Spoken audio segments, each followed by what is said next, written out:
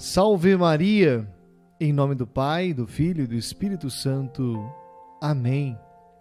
O anjo do Senhor anunciou a Maria e ela concebeu do Espírito Santo. Eis aqui a serva do Senhor. Faça-se em mim segundo a vossa palavra. E o Verbo divino se fez carne e habitou entre nós. Ave Maria, cheia de graça, o Senhor é convosco.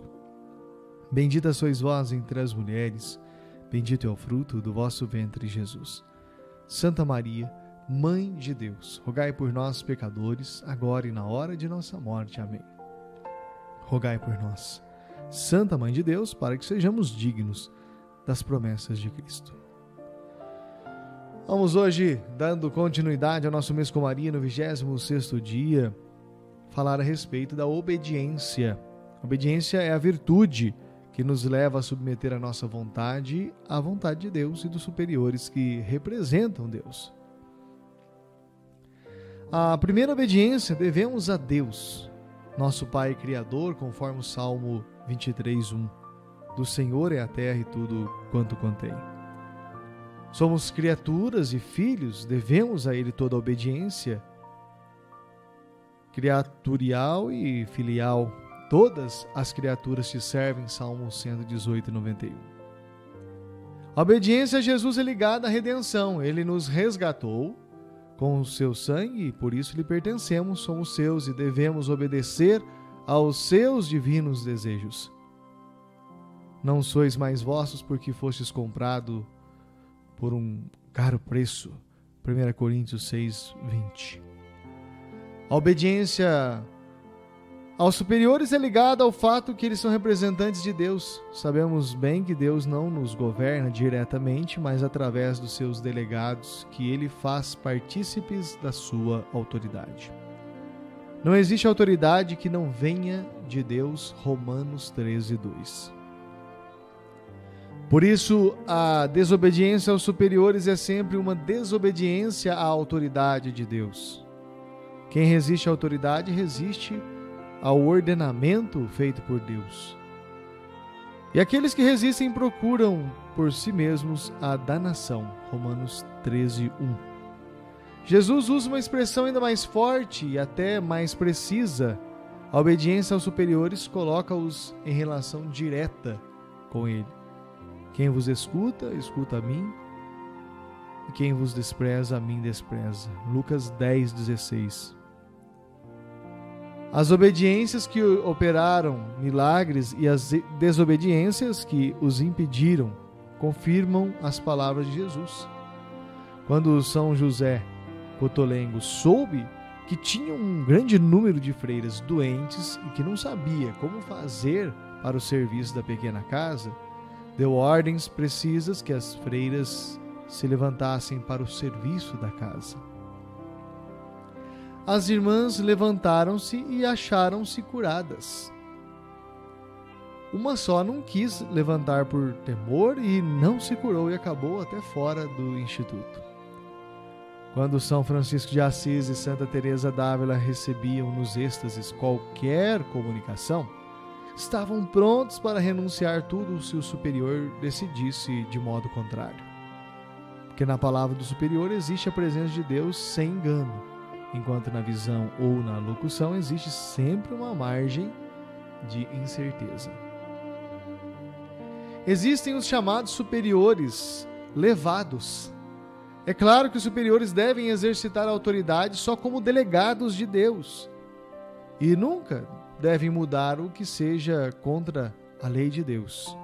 Não podem ser delegados de Deus quando mandassem, por exemplo, a um pecado, cometer um pecado, ou não o impedissem.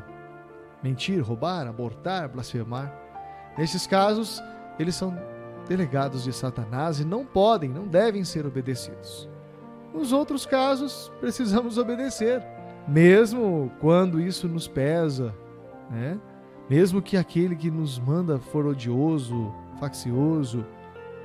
Servos, obedecei aos vossos patrões, embora turbulentos. 1 Pedro 2:18.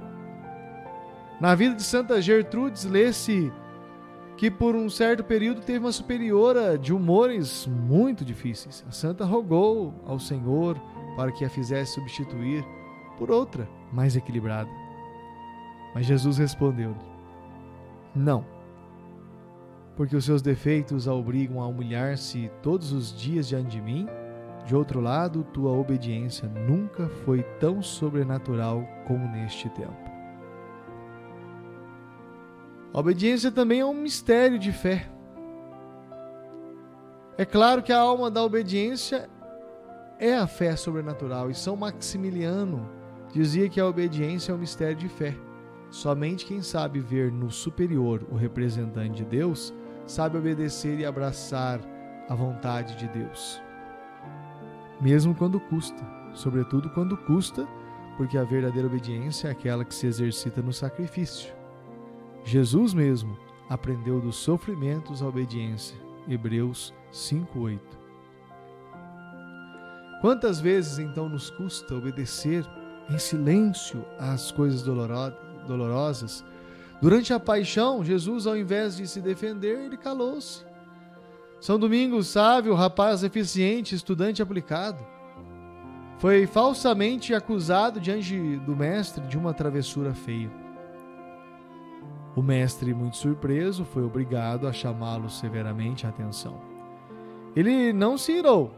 Quando o mestre descobriu a verdade, chamou e perguntou por que não tinha dito a verdade. Por 2 motivos, respondeu. Porque se tivesse dito quem era o culpado, ele teria sido expulso da escola, já que não era a primeira vez que estava em delito, enquanto que para mim era a primeira vez. Segundo, porque até Jesus calou-se quando acusado injustamente no Sinédrio. Quem não se lembra do último episódio ocorrido com São Geraldo Magela? Caluniado infamemente, foi castigado severamente por Santo Afonso. Suspenderam-lhe a comunhão, transferiu e trataram-no como um pecador. Ele calava-se e obedecia quando a verdade veio à tona. Santo Afonso pôde dizer que este episódio bastava para garantir a santidade extraordinária de São Geraldo. A obediência crucificou Jesus, que foi obediente até a morte. Filipenses 2:8. Ele calava e rezava. A obediência crucificou os santos, e eles também se calavam e rezavam como Jesus. A Virgem obediente, Maria, nos deu o exemplo de Jesus até no obedecer. As primeiras páginas do Evangelho de São Lucas abrem-nos e se abrem dizendo o fiat, o faça-se de Maria ao anjo Gabriel, Lucas 1:38. Ela obedeceu humildemente ao enviado, ao representante de Deus, aceitando coisas humanamente inconcebíveis, como a concepção virginal do Verbo, Filho de Deus, e a maternidade divina, e as coisas dolorosas, até a pior tragédia de uma mãe oferecer o próprio filho ao assassinato, ao assassino, né? Maria foi obediente à ordem de Augusto para o recenseamento à lei da apresentação e purificação. Ela obedeceu ao fugir para o Egito, obedeceu também ao voltar do Egito para Nazaré. Encontramos no Calvário Maria obediente, onde se cumpriu propriamente espada que lhe transpassou a alma. A obediência à vontade, sem reservas. Faço sempre o que é do seu agrado, João 8:29. Esta é a atitude do verdadeiro obediente, garantido pela obediência dolorosa, amada como aquela jubilosa até entre os sofrimentos naturais. Não a minha, mas a tua vontade se faça. Lucas 22:12.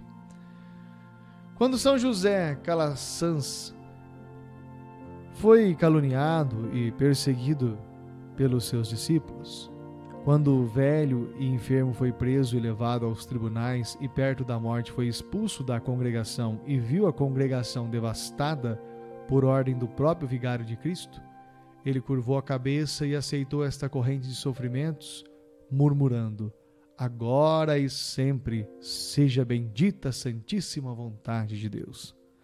Quando Santo Afonso Maria de Ligório, aos 80 anos, foi caluniado por um dos seus filhos, foi expulso da congregação pelo próprio Papa, ele, o grande apaixonado e enamorado defensor do Papa, superou o sofrimento mortal gritando a si mesmo com a testa no chão aos pés do altar: o Papa tem razão. Sim, ele tem razão. Esta é a obediência que crucifica como crucificou Jesus à cruz. O santo é aquele que se deixa crucificar. Nós, quantas desculpas e compromissos, fugas para evitar qualquer peso e aborrecimento que a obediência possa trazer? Mas se assim fizermos, é impossível amar. Porque se amas, diz Jesus, observais as minhas ordens. João 14,15. Embora ordens dolorosas. Votos deste dia: meditar a paixão e morte de Jesus. Oferecer o dia pelos superiores. E pedir a Maria a virtude heróica da obediência. A cruz sagrada seja minha luz, não seja o dragão meu guia. Retira-te, Satanás, nunca me aconselhe as coisas vãs. É mal que tu me ofereces, bebe tu mesmo dos teus venenos. Em nome do Pai, do Filho e do Espírito Santo. Amém.